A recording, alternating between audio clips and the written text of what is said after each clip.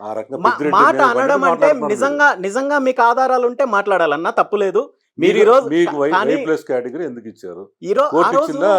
మీరు central government మీరు ఇచ్చిందా? మీకొక్క విషయం చెప్తాను. హ్మ్. 2022 డిసెంబర్ 4వ తేదీ రాత్రి హ్మ్. 7:30 ప్రాంతం నుండి హ్మ్. 11:30 అంటే 4 గంటల పాటు హ్మ్. ఒక వ్యక్తి తన కుటుంబం అంటే ఆడవాళ్ళు, పిల్లలు ఉన్న ఇంటి దగ్గరికి హ్మ్. సుమారు 600 నుండి 700 మంది ఆనాడు అధికారంలో ఉన్న వాళ్ళు కత్తులు, రాడ్లు, కర్రలు తీసుకొనొచ్చి దాడి చేస్తే హ్మ్. సబ్ ఇన్స్‌పెక్టర్ దగ్గర నుండి circle inspector, DSP, SP, IG, డీఐజీలు పూర్తిగా అధికారికంగా ఉన్న వాళ్ళ ఫోన్ నంబర్లు స్విచ్ ఆఫ్ చేసుకొని ఆ రోజు నా పైన దాడికి తెగబడ్డానికి అవకాశం కల్పిస్తే హ్మ్. దీని మీద కేంద్ర ప్రభుత్వానికి ఇన్ఫర్మేషన్ ఉండదన్నా? ఇప్పుడు దీని మీకు మీద కేంద్ర ప్రభుత్వానికి ఇంటెలిజెన్స్ రిపోర్ట్ ఉండదన్నా? హ్మ్. ఒక కుటుంబాన్ని ఒక అధికార పార్టీలో ఉన్న ఒక నాయకుడు చేస్తున్న అరాచకాల పైన పోరాటం చేస్తున్న వ్యక్తి పైన దాడి చేస్తున్నప్పుడు కేంద్ర ప్రభుత్వం స్పందించింది. ఇందులో ఏదో గొప్ప విచిత్రాలు ఉన్నట్టు ఈ దేశంలో కేంద్ర ప్రభుత్వం కేవలం రామచంద్ర యాదవ్‌కు మాత్రమే సెక్యూరిటీ ఇచ్చారు. హ్మ్. ఇంకెవ్వరికి ఇవ్వనట్టు మరి దీన్ని ఎవరికిచ్చారు ఒక చెప్పండి?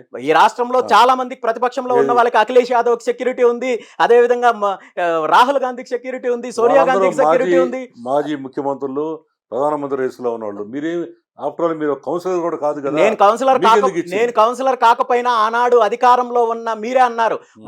అతని పైన ఎవరైతే మీరు చెప్పిన వ్యక్తి అతను చేస్తున్న అరాచకాల పైన ప్రతిపక్షంలో ఉన్న పార్టీ పోరాటం చెయ్యలేదు అని మీరే అన్నారు. అవును. పోరాటం చెయ్యకుండా ఉన్నప్పుడు నేను పోరాటం చేశాను కాబట్టే ప్రజల తరపున ఆనాడు రైతుల తరపున పోరాటం చేశాను కాబట్టే నేను ఆ రోజు దాన్ని ఆ సమస్యలు ఎదుర్కొన్నాను. ఆ సమస్యలు ఎదుర్కొన్నాను కాబట్టే నాకు ప్రాణహాని ఉంది. నాకు నా కుటుంబానికి ప్రాణహాని ఉందనే ఉద్దేశంతోటే కేంద్ర ప్రభుత్వం సెక్యూరిటీ ఇచ్చింది తప్ప హ్మ్. ఏదో ఆడుకోవడానికో, పాడుకోవడానికో, సరదా చేయడానికో అయితే సరే మాత్రం కాదు ఒక కదన్నా! విషయం రామచంద్రరావు గారు.